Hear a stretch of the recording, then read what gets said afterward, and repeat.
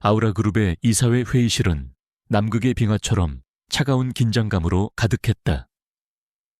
테이블 상석에 앉은 한지원은 얼음 여왕처럼 냉정한 얼굴로 그녀의 사촌 동생인 한태민 상무가 제출한 신규 사업안을 일축하고 있었다. 그녀의 목소리는 부드러웠지만 그 안에는 누구도 거스를 수 없는 강철 같은 의지가 담겨 있었다. 이 계획은 그룹의 비전과 맞지 않을 뿐더러 비현실적인 리스크를 동반하고 있습니다. 전면 재검토하세요. 그녀의 말에 한태민의 얼굴이 미세하게 굳어졌다. 그는 자신의 야망을 사사건건 가로막는 이 어린 사촌 누나를 증오했다. 그녀는 언제나 자신보다 한 수 위에서 모든 것을 꿰뚫어 보고 있었다. 공개적인 자리에서 또다시 굴욕을 당한 그의 마음속에서 검은 결심이 더욱 단단해지고 있었다. 회의실의 모든 임원들은 숨을 죽인 채 두 사람 사이에 흐르는 보이지 않는 스파크를 지켜볼 뿐이었다. 같은 시각 도시의 가장 낮은 곳 철거 예정인 낡은 달동네에서는 김병철 노인이 무거운 폐지 수레를 끌고 있었다. 그의 구부정한 등과 깊게 팬 주름은 고된 세월의 흔적을 고스란히 보여주고 있었다. 하지만 그의 눈빛만은 맑고 따뜻했다. 그는 가난했지만 비굴하지 않았고 세상의 냉대 속에서도 인간에 대한 온기를 잃지 않고 살아가고 있었다. 수레를 끌던 그의 발걸음이 잠시 멈췄다. 그의 머릿속에 추운 겨울날의 기억이 떠올랐다. 몇 년 전 폭설이 내리던 골목길에서 그는 갑작스러운 심장마비로 쓰러졌다. 죽음의 그림자가 그를 덮치려던 순간 한 어린 여학생이 그를 발견했다. 그녀는 망설이지 않고 달려와 서툰 솜씨지만 필사적으로 심폐소생술을 했고 자신의 목도리를 풀어 그의 몸을 감싸주었다. 그녀 덕분에 그는 목숨을 건졌다. 그는 이름도 묻지 못했다. 그저 자신을 내려다보던 맑고 강인한 눈빛만을 기억할 뿐이었다. 그 기억은 그의 삭막한 삶을 버티게 해주는 유일한 등불이었다. 그는 언젠가 그 은인을 다시 만나 고맙다는 말을 전할 수 있기를 매일 밤 기도했다. 회의가 끝난 후 자신의 사무실로 돌아온 한태민은 분노를 억누르며 어딘가로 전화를 걸었다. 그의 목소리는 뱀처럼 차갑고 은밀했다. 그 여자는 너무 똑똑해. 정상적인 방법으로는 이길 수 없어. 이제 다른 계획을 실행할 때가 됐어. 오늘 밤 산길에서 사고처럼 보이게 처리해. 그의 말은 한지원을 향한 사형 선고나 다름없었다. 그의 야망은 마침내 금단의 선을 넘고 있었다. 그날 밤 폭풍우가 몰아치고 있었다. 한지원은 태민과의 대립으로 복잡해진 머리를 식히려 평소 즐겨 찾던 외곽의 산길을 따라 차를 몰고 있었다. 한 치 앞도 보이지 않는 어둠 속에서 헤드라이트를 끈 거대한 트럭 한 대가 갑자기 나타나 그녀의 차를 맹렬하게 들이받았다. 그녀의 차는 종이장처럼 구겨지며 가드레일을 뚫고 까마득한 절벽 아래로 추락했다. 절벽 아래 계곡 근처에서는 김병철 노인이 낡은 등불 하나에 의지한 채 고철을 줍고 있었다. 폭풍우 때문에 위험했지만 하루라도 일을 쉬면 생계가 막막했기에 어쩔 수 없었다. 그의 희미한 등불빛이 무언가 이질적인 물체에 닿았다. 그것은 형체를 알아볼 수 없을 정도로 찌그러진 고급 승용차의 잔해였다. 그는 조심스럽게 잔해로 다가갔다. 끔찍한 시신을 마주할 각오를 했다. 하지만 그의 눈에 들어온 것은 차 밖으로 튕겨나와 진흙 속에 쓰러져 있는 한 여자였다. 온몸이 상처투성이었지만 기적적으로 그녀는 아직 숨을 쉬고 있었다. 그는 그녀가 뉴스에서 가끔 보던 아우라그룹의 총수라는 사실은 꿈에도 알지 못했다. 그의 눈에는 그저 도움이 절실한 한 생명만이 보일 뿐이었다. 김병철 노인은 자신의 모든 힘을 다해 의식을 잃은 여자를 들쳐맸다. 그리고 자신의 작고 누추한 집을 향해 쏟아지는 비를 뚫고 힘겹게 발걸음을 옮기기 시작했다. 그는 자신이 몇 년간 그토록 다시 만나길 고대했던 바로 그 은인을 집으로 데려가고 있다는 사실을 전혀 알지 못했다. 거대한 별이 추락한 밤 두 사람의 기이한 운명이 그렇게 시작되고 있었다. 한지원의 의식이 칠흑 같은 어둠 속에서 서서히 떠올랐다. 온몸이 부서질 듯한 고통과 함께 낯선 나무 천장이 흐릿한 시야에 들어왔다. 공기 중에는 씁쓸한 약초 냄새와 낡은 나무 냄새가 섞여 있었다. 그녀는 몸을 일으키려 했지만 손가락 하나 까딱할 수 없었다. 머릿속은 새하얀 안개처럼 공허했다. 내가 누구인지 여기가 어디인지 아무것도 기억나지 않았다. 극심한 공포가 그녀의 심장을 옥죄었다. 바로 그때 삐걱거리는 소리와 함께 문이 열리고 김병철 노인이 조심스럽게 방 안으로 들어왔다. 그의 손에는 김이 모락모락 피어나는 죽 그릇이 들려 있었다. 그는 걱정스러운 얼굴로 그녀를 내려다보며 부드러운 목소리로 말했다. 아가씨, 정신이 좀 드시오. 며칠 만인지 모르겠구려. 그의 친절함에도 불구하고 그녀는 경계심을 늦추지 못하고 잔뜩 움츠러들었다. 그녀는 떨리는 목소리로 물었다. 제가 누구죠? 당신은 누구세요? 그녀의 질문에 노인은 조용히 자초지종을 설명했다. 빗속의 교통사고, 그리고 절벽 아래에서 그녀를 발견했던 일까지. 그는 그녀의 이름을 모른다고 했고 그 순간 그녀는 자신의 이름조차 기억하지 못한다는 사실을 깨닫고 절망에 빠졌다. 기억을 잃었다는 공포가 거대한 파도처럼 그녀를 덮쳤다. 노인은 패닉에 빠진 그녀를 안심시키기 위해 그리고 그녀를 부를 이름이 필요했기에 새로운 이름을 지어주었다. 아가씨를 발견한 게 거센 폭풍우가 멎고 동이 트던 새벽녘이었소. 모든 것이 새로 시작되는 새벽처럼 아가씨의 인생도 새로 시작하라는 의미에서 새벽이라고 부르면 어떻겠소. 그녀는 그저 멍하니 고개를 끄덕일 뿐이었다. 이제 그녀의 이름은 한지원이 아닌 새벽이었다. 한편 아우라그룹의 본사는 보이지 않는 혼돈에 휩싸여 있었다. 한지원 대표가 이틀째 행방불명이었다. 공식적으로는 갑작스러운 개인 휴가라고 발표되었지만 그룹의 핵심 임원들은 무언가 잘못되었다는 것을 직감하고 있었다. 한태민은 걱정하는 척 연기하며 그녀의 부재를 틈타 자신의 권력을 공고히 다지기 시작했다. 그는 그녀가 영원히 돌아오지 않을 것이라고 확신하고 있었다. 하지만 단 한 사람 강민준 비서실장만은 달랐다. 그는 한지원에게 단순한 상사를 넘어선 가족과도 같은 절대적인 충성심을 가지고 있었다. 그는 그녀가 아무런 말도 없이 사라졌다는 것을 단 1초도 믿지 않았다. 그는 즉시 배후에 한태민이 있을 것이라고 의심하고 자신만의 비밀 수사를 시작했다. 그는 그녀의 차량 GPS에 남은 마지막 기록을 추적하여 문제의 산길에 도착했다. 경찰은 강물에 휩쓸려 갔을 것이라며 사실상 수사를 종결했지만 그는 포기하지 않았다.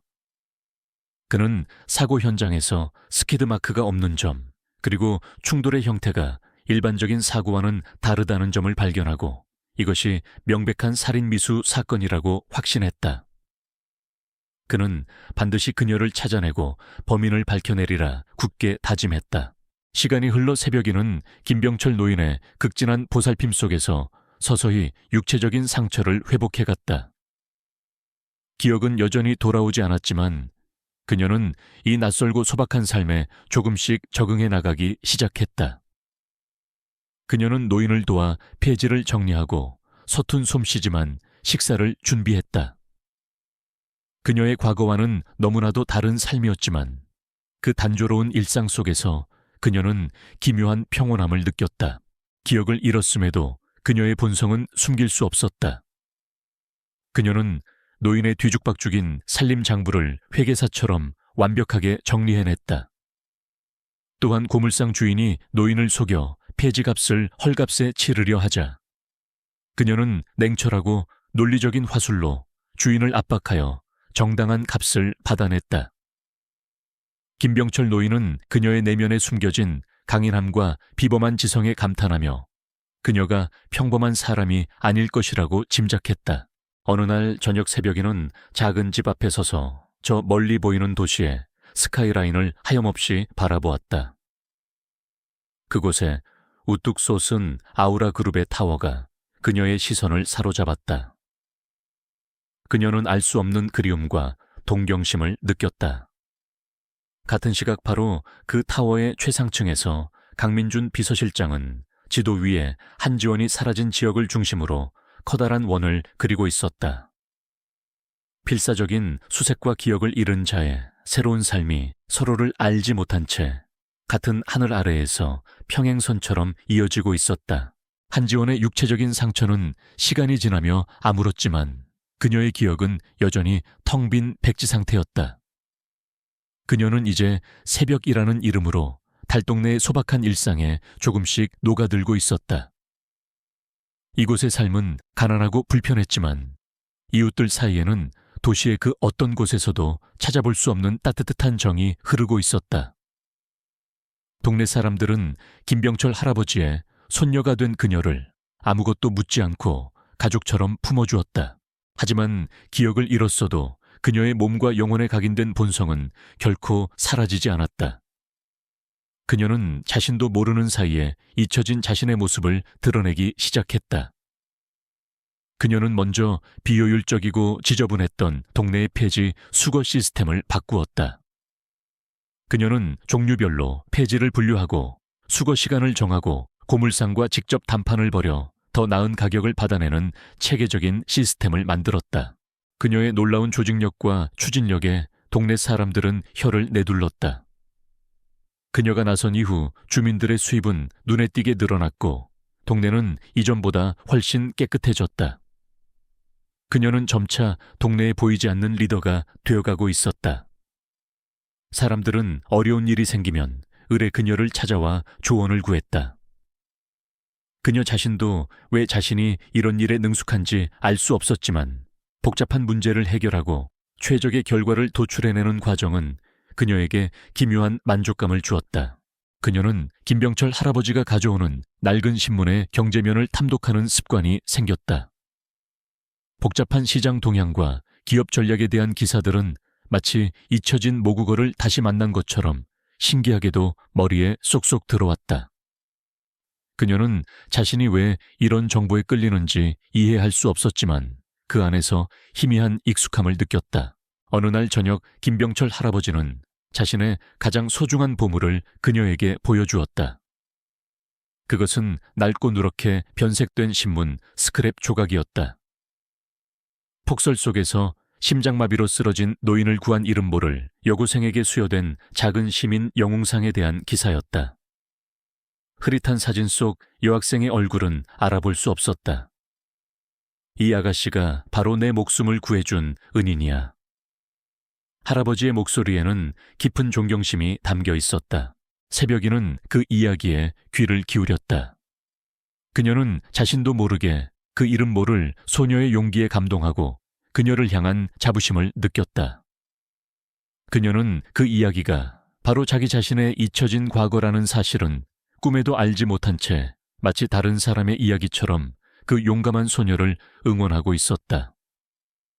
운명의 아이러니는 그렇게 가장 가까운 곳에서 조용히 흐르고 있었다.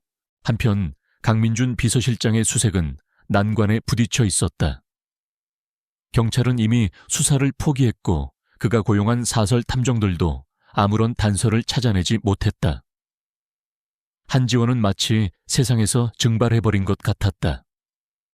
하지만 그는 포기하지 않았다. 그녀가 살아있을 것이라는 그의 믿음은 흔들리지 않았다. 그는 한태민 상무의 움직임이 점점 더 대담해지는 것을 느끼며 시간이 얼마 남지 않았음을 직감했다. 그날 밤 새벽에는 자신이 직접 정리한 동네 재개발 보상안 대책회의 서류를 내려다보고 있었다. 그녀가 만든 논리적이고 빈틈없는 서류는 변호사가 작성했다고 해도 믿을 정도였다.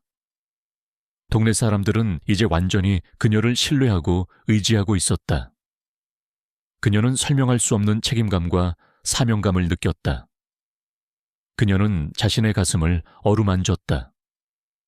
비록 기억은 없었지만 그녀의 영혼은 자신이 누구였는지를 서서히 기억해내고 있는 것 같았다. 그녀는 더 이상 운명에 휩쓸리는 희생자가 아니었다. 그녀는 다시 싸우는 법을 배우고 있었다. 한지원이 달동네에서 새벽으로 살아가는 동안 아우라 그룹의 정상에서는 한태민의 검은 야망이 독버섯처럼 자라나고 있었다. 그는 표면적으로는 실종된 사촌 누나를 걱정하는 유능한 경영자를 연기했지만 뒤에서는 변호사들을 만나 그녀의 법적 사망을 선고받기 위한 절차를 밟고 있었다. 한지원의 실종은 그에게 있어 하늘이 내린 기회였다. 그는 오랫동안 자신을 억압해온 그녀의 그림자에서 벗어나 아우라 그룹의 진정한 주인이 될 순간을 기다리고 있었다. 그의 내면은 어릴 적부터 이어진 비뚤어진 질투심으로 가득했다. 그는 언제나 자신보다 뛰어났던 사촌 누나를 증오했다. 그룹의 후계자는 당연히 자신이었어야 했다고 그는 굳게 믿고 있었다. 그에게 있어 6년 전의 사고 미수 사건은 자신의 것을 되찾기 위한 정당한 행위일 뿐이었다. 이제 마지막 걸림돌이었던 한지원마저 사라졌으니 거칠 것이 없었다. 대표이사 직무대행이 된 그는 자신의 능력을 증명하고 이 사회의 신임을 얻기 위해 빠르고 확실한 성과가 필요했다. 그는 도시에서 가장 낙후된 지역 중 하나인 달동네를 목표로 한 대규모 재개발 프로젝트를 추진하기 시작했다. 최소한의 보상금으로 주민들을 내쫓고 그 자리에 초호화 상업단지를 건설하는 잔인하지만 수익성이 확실한 계획이었다. 공교롭게도 그 프로젝트의 대상지는 바로 김병철 노인과 새벽이가 살고 있는 바로 그 동네였다. 한태민은 자회사인 건설사에 명령했다. 어떤 수단을 써서라도 상관없어. 석 달 안에 그 땅을 깨끗하게 비워놔. 그의 명령은 달동네 주민들에게 내려진 사형 선고나 다름없었다. 새벽이는 이제 자신을 죽이려 했던 바로 그 적이 조종하는 거대한 기계와 맞서 싸워야 할 운명에 처했다. 프로젝트의 첫 번째 파도는 예고 없이 닥쳐왔다. 측량 기사들이 동네에 나타나기 시작했고 며칠 뒤 모든 집 대문에는 붉은 글씨에 철거 개고장이 나붙었다. 제시된 보상금은 다른 곳에서 한 달 월세를 구하기도 힘든 모욕적인 수준에 헐값섰다. 동네는 순식간에 공포와 절망에 휩싸였다. 김병철 노인은 절망했다. 이 작고 허름한 집은 그가 평생을 살아온 유일한 안식처였다. 늙고 가난한 그에게는 다른 곳으로 이사할 여력도 방법도 없었다. 그는 자신보다도 이제 막 한 가족처럼 여기게 된 새벽이를 더 걱정했다. 이 거대하고 무자비한 적 앞에서 그가 할 수 있는 일은 아무것도 없었다. 새벽이는 철거 개고장을 읽었다. 다른 주민들이 분노하거나 절망하는 동안 그녀는 기묘할 정도로 침착했다. 기억을 잃은 그녀에게 이 집은 특별한 애착의 대상이 아니었다. 하지만 그녀의 내면에 잠재된 정의감이 이 부당한 처사에 대해 격렬하게 분노하고 있었다. 그녀의 전략적인 두뇌는 자신을 희생자로 여기는 대신 이 상황을 해결해야 할 하나의 문제로 분석하기 시작했다. 그날 저녁 동네의 작은 공터에서 주민회의가 열렸다. 모두가 울거나 소리치며 어찌할 바를 모르고 있었다. 조용히 모든 것을 듣고만 있던 새벽이가 마침내 사람들 앞으로 나섰다. 그녀의 목소리는 작았지만 소음을 뚫는 단단한 힘이 있었다. 울기만 해서는 아무것도 해결되지 않아요. 저들은 우리가 약하고 흩어져 있다고 생각할 겁니다. 우리가 틀렸다는 것을 보여줘야 해요. 우리에게는 계획이 필요합니다. 모든 사람들의 시선이 그녀에게로 향했다. 이름 모를 사고 피해자였던 그녀는 이제 저항의 지도자가 되려 하고 있었다. 그녀의 적이 들이운 그림자는 마침내 그녀를 찾아냈고 그녀는 자신도 모르는 사이에 방역을 준비하고 있었다. 새벽이의 외침은 절망에 빠진 달동네 주민들의 마음에 작은 불씨를 지폈다. 처음에는 반신반의하던 사람들도 그녀의 침착한 자신감과 날카로운 논리 앞에서 점차 그녀를 신뢰하기 시작했다. 그녀는 동네의 작은 회관에 재개발 비상대책위원회라는 거창한 이름의 본부를 차렸다. 기억을 잃은 그녀는 자신도 모르는 사이에 거대한 기업을 상대로 한 전쟁의 총사령관이 되어가고 있었다. 그녀는 마치 최고 경영자처럼 다각적인 전략을 제시했다. 첫째, 법적 대응이었다. 그녀는 주민들에게 개별적인 보상 협상을 중단하라고 지시하고 동네의 젊은 법대생의 도움을 받아 철거 절차상의 중대한 법적 허점들을 찾아냈다. 그들은 이를 바탕으로 집단 소송을 준비하기 시작했다. 둘째, 여론전이었다.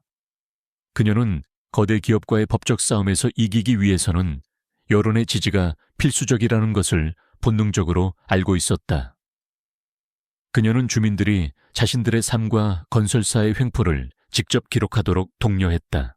동네의 컴퓨터를 잘 다루는 10대 소년의 도움으로 그들은 해돋이 마을을 지켜주세요 라는 해시태그와 함께 SNS 캠페인을 시작했다.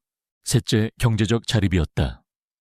그녀는 주민들이 외부의 압박에 굴복하지 않도록 동네 협동조합을 조직했다.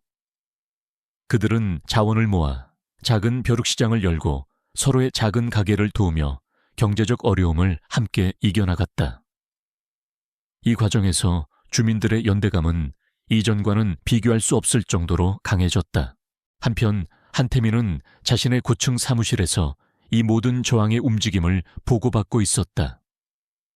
그는 처음에는 거지들의 반란이라며 비웃었다. 그는 주민들의 청원서와 SNS 캠페인을 사소한 성가심 정도로 여겼다. 그는 건설사 현장 소장에게 압박의 강도를 높이고 그들의 요구를 철저히 무시하라고 명령했다. 그의 지시에 따라 건설사의 괴롭힘은 더욱 노골적으로 변했다. 그들은 정비를 핑계로 수도 공급을 끊고 밤낮 없이 공사 소음을 일으켰으며 트럭으로 동네의 유일한 진입로를 막아버렸다. 주민들의 삶을 최대한 비참하게 만들어 스스로 포기하고 떠나게 만들려는 비열한 속셈이었다. 하지만 주민들은 무너지지 않았다. 새벽이의 지휘 아래 그들은 더욱 강하게 뭉쳤다. 그녀는 적의 움직임을 미리 예측하고 대비했다. 물이 끊기자 그녀는 이미 준비해둔 계획에 따라 인근 공공수원지에서 물을 길어오는 체계를 가동했다. 길이 막히자 그녀는 미리 파악해둔 대체 보행로를 이용해 외부와의 통로를 확보했다. 그녀의 침착하고 전략적인 리더십은 주민들의 고통을 저항의 에너지로 바꾸어 놓았다. 마침내 그들의 노력은 첫 번째 작은 승리를 가져왔다. SNS 캠페인이 입소문을 타기 시작했고 한 작은 인터넷 언론사가 그들의 사연을 기사화한 것이었다. 노인들의 애절한 사연과 진심이 담긴 사진이 담긴 기사는 순식간에 퍼져나갔다. 대중의 동정 여론이 형성되기 시작했고 아우라그룹의 홍보실에는 항의 전화가 빗발치기 시작했다. 김병철 할아버지는 이 모든 것을 경애와 자랑스러움이 뒤섞인 눈으로 지켜보았다. 절벽 아래에서 구해낸 연약한 아가씨가 이제는 모두를 이끄는 강하고 현명한 지도자가 되어 있었다. 그는 그녀의 단호한 눈빛 속에서 몇 년 전 자신을 구해준 바로 그 소녀의 모습을 겹쳐보았다. 그의 마음속에서 두 사람의 연결고리는 점점 더 강해지고 있었지만 그는 여전히 그 불가능한 진실을 의심하지는 못했다. 언론의 부정적인 반응에 격분한 한태민은 인터넷 기사에 실린 저항의 리더 사진을 보았다. 멀리서 찍어 흐릿했지만 그 안에는 익숙한 실루엣과 범상치 않은 존재감을 가진 한 여자가 서 있었다. 그는 그녀가 자신의 사촌 누나라는 사실은 알아채지 못했지만 그녀가 자신의 계획에 중대한 위협이 될 존재라는 것은 직감했다. 저 여자 당장 누군지 알아내. 싹을 잘라버려야겠어. 그의 목소리가 뱀처럼 낮게 울렸다. 싸움은 이제 개인적인 차원으로 번지려 하고 있었다. 강민준 비서실장의 수색은 거대한 벽에 부딪힌 듯했다. 몇 주가 지났지만 한지원의 흔적은 어디에서도 찾을 수 없었다. 경찰은 사실상 수사를 종결했고 그가 고용한 사설 탐정들도 빈손이었다. 시간은 한태민의 편이었다. 그는 한지원의 부재를 틈타그룹 내에서 자신의 입지를 거의 완벽하게 굳히고 있었고 그녀의 법적 사망 선고를 받아내기 위한 마지막 절차만을 남겨두고 있었다. 강민준의 마음은 타들어가고 있었다. 그는 마지막 지푸라기라도 잡는 심정으로 사고 당시 차량에서 회수된 블랙박스에 손상된 데이터 패킷을 다시 분석했다. 기술팀은 며칠간의 사투 끝에 이전에 놓쳤던 아주 작은 단서를 발견했다. 차가 절벽으로 추락한 직후 아주 찰나의 순간에 기록된 희미한 GPS 좌표였다. 좌표가 가리키는 곳은 강물이 아닌 절벽 아래의 작은 비포장 서비스 도로였다. 그 길은 주로 고물상들이나 폐지 줍는 노인들만이 이용하는 곳이었다. 이것은 엄청난 발견이었다. 그녀가 강물에 휩쓸려 가지 않았을 수도 있다는 어딘가에 살아있을지도 모른다는 희망의 불씨였다. 강민준은 즉시 수색의 방향을 전면 수정했다. 그는 강 주변을 수색하던 팀을 모두 철수시키고 상이슬 주변의 모든 달동네와 빈민가를 중심으로 탐문 수색을 시작하라고 지시했다. 그는 한지원의 사진을 들고 그 지역의 모든 고물상과 작은 병원들을 직접 찾아다니기 시작했다.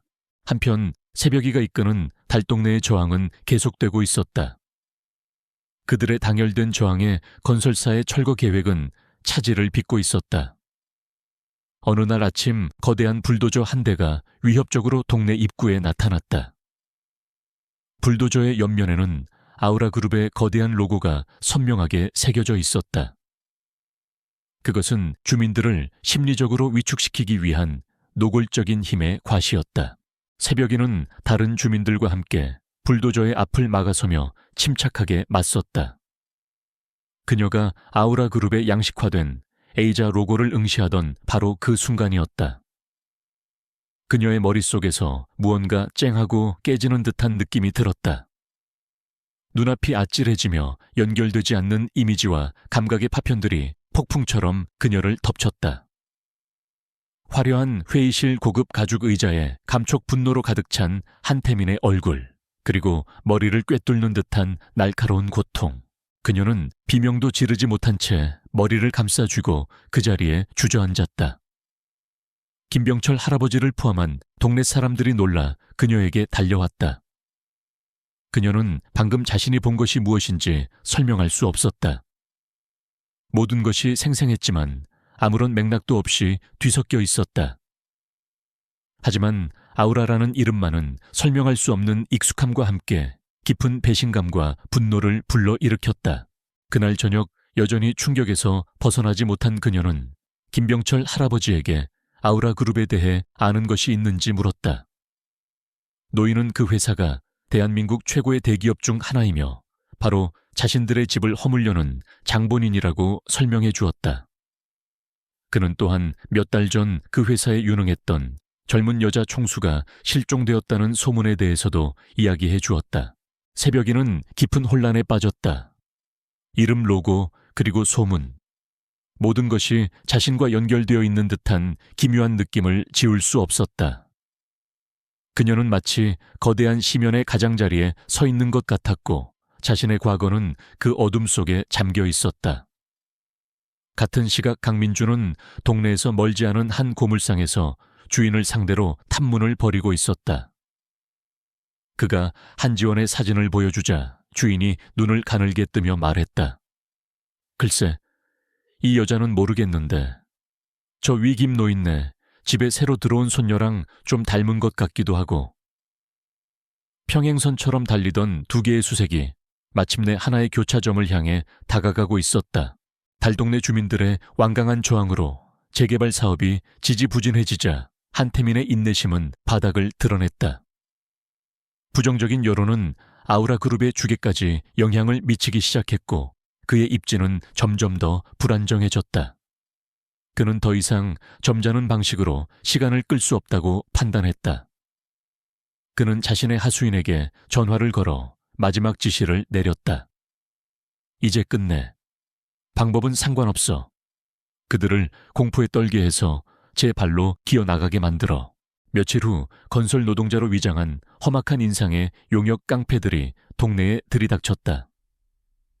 이전의 괴롭힘과는 차원이 다른 노골적인 폭력이 시작되었다. 그들은 빈집의 유리창을 부수고 주민들을 향해 끔찍한 욕설을 퍼부으며 공포 분위기를 조성했다. 그들의 목적은 주민들의 저항 의지를 완전히 꺾어버리는 것이었다. 주민들은 극심한 공포에 떨었지만 새벽이의 리더십 아래 흩어지지 않았다. 그녀는 주민들에게 직접적으로 맞서지 말고 그들의 모든 만행을 기록하라고 지시했다. 동네 젊은 학생들은 용역 깡패들의 폭력적인 행동을 실시간으로 인터넷에 방송하기 시작했다. 그들은 두려웠지만 이제 더 이상 무력하게 당하고만 있지는 않았다. 상황은 순식간에 극으로 치달았다. 용역 깡패의 우두머리로 보이는 자가 한 할머니를 집에서 강제로 끌어내려 했다. 새벽이는 즉시 그들 사이를 막아서며 할머니를 보호했다. 그녀의 당돌한 저항에 격분한 남자가 그녀를 거칠게 밀치는 순간이었다. 그 모습을 본 김병철 할아버지가 새벽이를 구하기 위해 달려들었다. 그 순간 다른 깡패가 휘두른 쇠 파이프가 할아버지의 팔을 강타했다. 자신을 구해준 유일한 은인이자 이제는 할아버지와 다름없는 김병철 노인이 피를 흘리며 쓰러지는 모습을 본 순간 새벽이의 내면에서 무언가 툭 하고 끊어졌다. 침착하고 이성적인 지도자는 사라지고 그 자리에는 차가운 분노로 가득 찬 한 여자가 서 있었다. 그녀의 온화했던 눈빛은 과거 아우라 그룹을 지휘하던 시절처럼 날카롭고 서늘하게 변해 있었다. 그녀 안에 잠들어 있던 진짜 한지원의 모습이 깨어나고 있었다. 노인을 향한 폭력은 실시간 영상을 통해 순식간에 퍼져나갔고 대중의 분노는 들끓기 시작했다. 한태민의 계획은 최악의 결과를 낳았다. 그는 주민들을 쫓아내는 대신 그들을 순교자로 만들었고 아우라 그룹을 대중의 적 파렴치한 악당으로 전락시켜버렸다. 한편 고물상 주인의 제보를 받고 달동네 주변을 탐문하던 강민준 비서실장은 바로 그 문제의 영상을 보게 되었다. 그는 화면 속에서 부상당한 노인을 보호하며 분노에 찬 얼굴로 깡패들과 맞서고 있는 한 여자를 보았다. 그는 그 자리에서 얼어붙었다. 머리 스타일도 옷차림도 달랐지만 저 눈빛, 저 당당한 기세는 명백히 한지원이었다. 새벽에는 작은 동네 의원에서 김병철 할아버지의 상처를 돌보고 있었다. 그녀의 마음속에서는 이제 두려움이나 혼란 대신 이 모든 것을 끝내야 한다는 강렬한 사명감과 분노가 불타오르고 있었다. 어떤 대가를 치르더라도 그녀는 더 이상 물러서지 않을 터였다. 바로 그 순간 강민주는 차를 몰아 달동네를 향해 미친 듯이 질주하고 있었다. 그는 수화기에 대고 다급하게 외쳤다. 찾았어. 대표님을 찾았다고. 마지막 충돌의 순간이 이제 피할 수 없는 운명이 되어 다가오고 있었다. 용역 깡패들의 폭력 사태가 담긴 영상은 걷잡을 수 없는 속도로 퍼져나가며 아우라 그룹을 향한 대중의 분노에 불을 지폈다. 여론에 떠밀린 경찰이 마지못해 현장에 투입되었고 달동네는 팽팽한 대치 상황에 놓였다. 상황이 통제 불능 상태로 치닫고 있다는 것을 깨달은 한태민은 직접 현장에 나가 이 모든 것을 끝내기로 결심했다. 그는 변호사와 보안팀을 대동하고 압도적인 권력의 현신처럼 동네에 나타났다. 그는 주민들 앞에 서서 그들의 리더인 새벽이를 지목했다. 그는 아직 그녀의 정체를 알아보지 못했다. 그저 자신의 계획을 방해하는 완고한 장애물 정도로 여길 뿐이었다. 그는 모든 주민들이 보는 앞에서 그녀에게 거액의 돈 봉투를 내밀며 이 싸움을 포기하고 떠나라고 회유했다. 주민들의 사기를 꺾고 그들의 구심점을 돈으로 매수하여 무너뜨리려는 비열한 속셈이었다. 새벽이는 그의 제안을 차갑게 거절했다. 그녀의 단호한 태도에 격분한 한태민은 그녀에게 가까이 다가섰다. 그의 얼굴은 분노로 일그러져 있었다. 네가 지금 누굴 상대하고 있는지 전혀 모르는 모양이군. 그는 경멸을 담아 속삭이며 그녀의 팔을 거칠게 붙잡았다. 바로 그 순간이었다. 그의 신체적 접촉, 그의 얼굴에서 풍기는 역겨운 위선, 그리고 김병철 할아버지의 부상에 대한 분노가 뒤섞여 마지막 기폭제로 작용했다. 그녀의 머릿속을 가로막고 있던 거대한 벽이 산산조각이 났다. 잊혀졌던 모든 기억이 고통스러운 급류가 되어 그녀의 의식을 덮쳤다. 아우라 그룹의 총수 한지원으로서의 삶, 한태민과의 지독한 대립, 빛속의 사고 어둠 속에서 명령을 내리던 그의 얼굴 붉길, 그리고 추락, 김병철 할아버지의 집에서 눈을 떴던 순간까지 모든 것이 제자리를 찾았다. 그녀의 표정이 변했다. 저항하던 여인의 얼굴은 사라지고 배신당한 여왕의 차가운 분노가 그 자리를 대신했다. 그녀는 한태민을 바라보았다. 그리고 몇 달 만에 처음으로 한지원의 목소리로 말했다. 아니 태민아, 네가 지금 누굴 상대하고 있는지 전혀 모르는 건 바로 너야. 그녀의 목소리는 얼음처럼 차가웠다. 그 갑작스러운 변화에 한태민은 본능적인 공포를 느꼈다. 그는 그녀의 얼굴을, 진짜 그녀의 얼굴을 자세히 들여다보았다. 그리고 그의 얼굴에 경악과 불신의 빛이 떠올랐다. 바로 그때 검은색 세단 한 대가 굉음을 내며 그들 앞에 멈춰 섰다. 강민준 비서실장이 채서 뛰어내렸다. 그는 대치 상황과 그 중심에 서 있는 그의 주군을 발견했다. 그는 인파를 해치고 달려왔다. 대표님, 한지원 대표님. 그의 목소리는 벅찬 감정으로 떨리고 있었다. 그는 모든 사람이 보는 앞에서 그녀를 향해 깊이 허리를 숙였다. 그 순간 동네 전체가 정지된 듯 고요해졌다.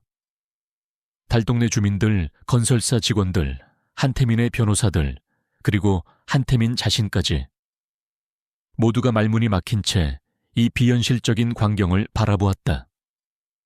폐지 줍는 노인의 기억 상실증 손녀가 바로 대한민국을 움직이는 아우라 그룹의 실종된 총수였다니. 팔에 붕대를 감은 김병철 할아버지는 자신이 새벽기라 불렀던 여인을 멍하니 바라보았다. 과거의 은인과 현재의 은인이 바로 같은 사람이었다.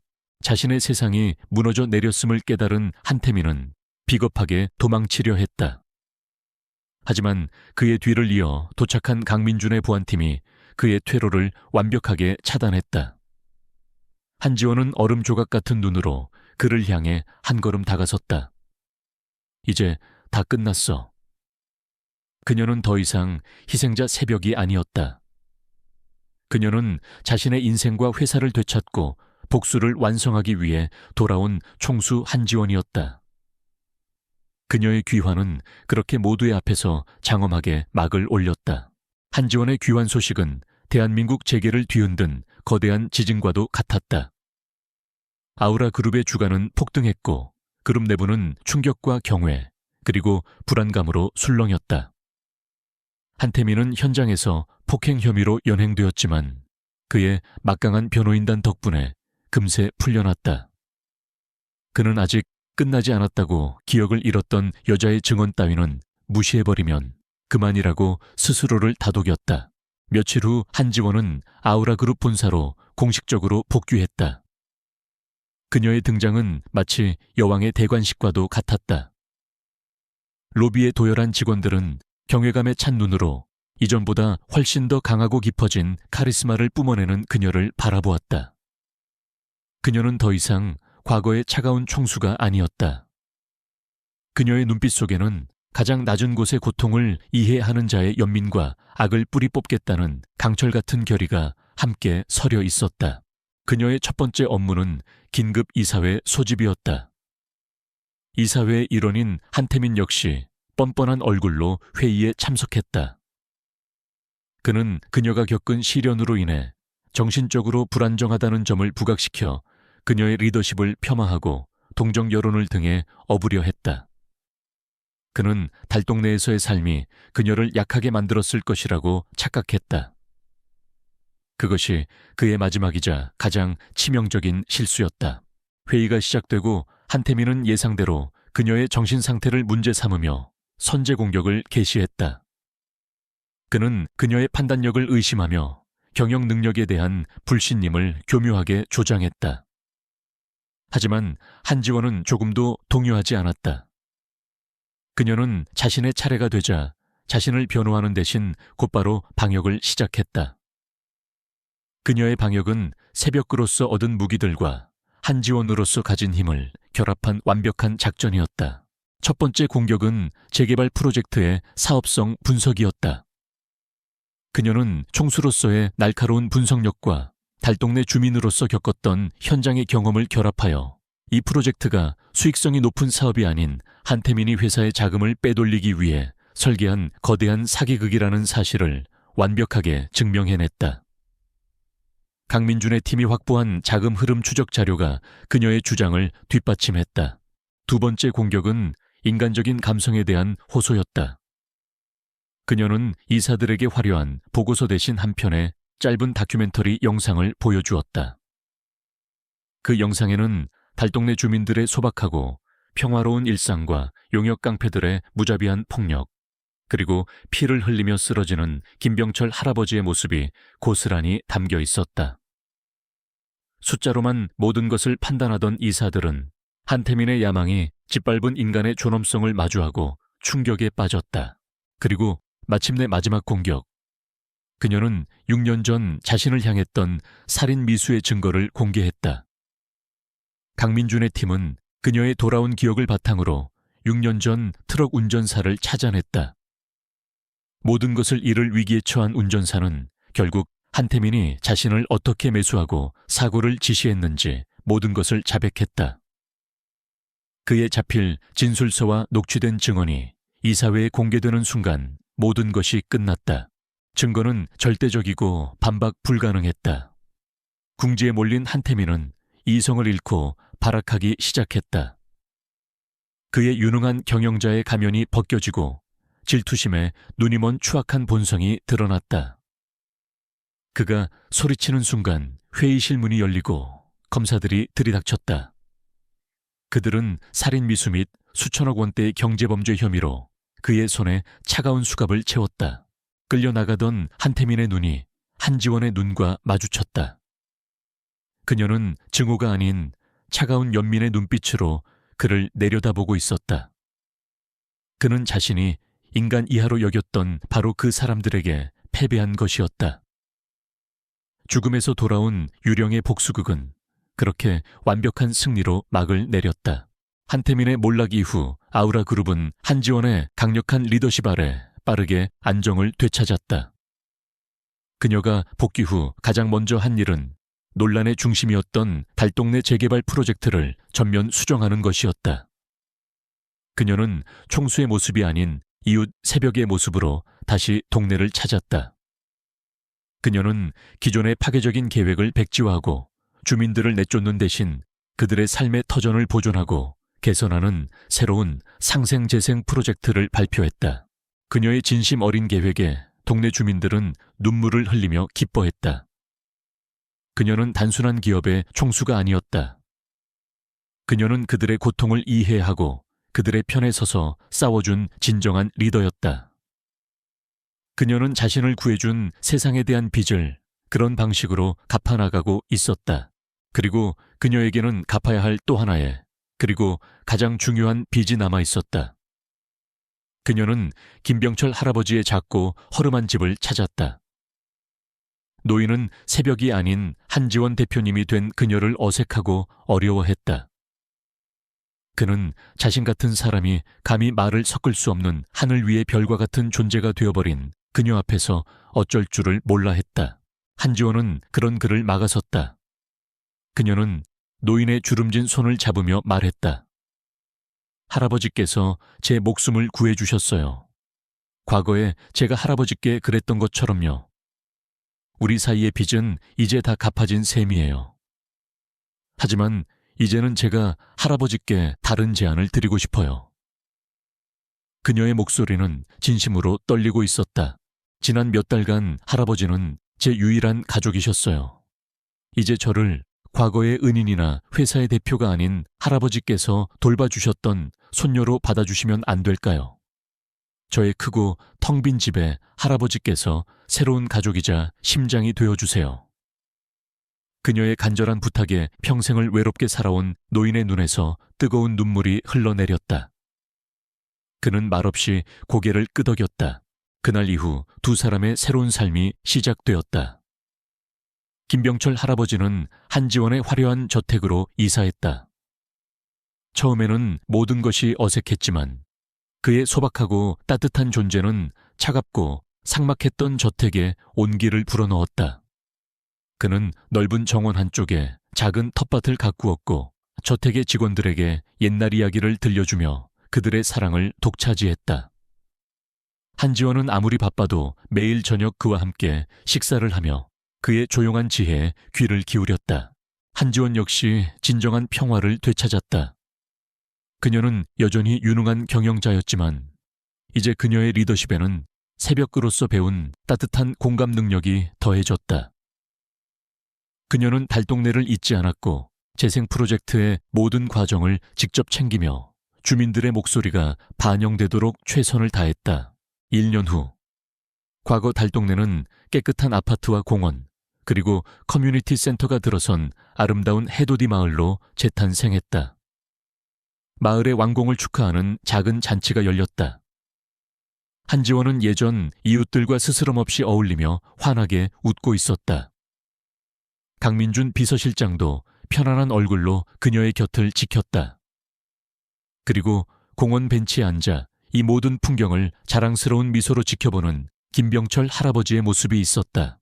한지원이 그의 곁으로 다가가 앉았다. 두 사람은 함께 만들어낸 이 기적 같은 풍경을 몰차리고 바라보았다. 그는 그녀의 가족이었고 그녀는 그의 가족이었다. 돈보다 권력보다 훨씬 더 가치 있는 사랑과 소속감으로 그들의 빚은 완벽하게 갚아졌다.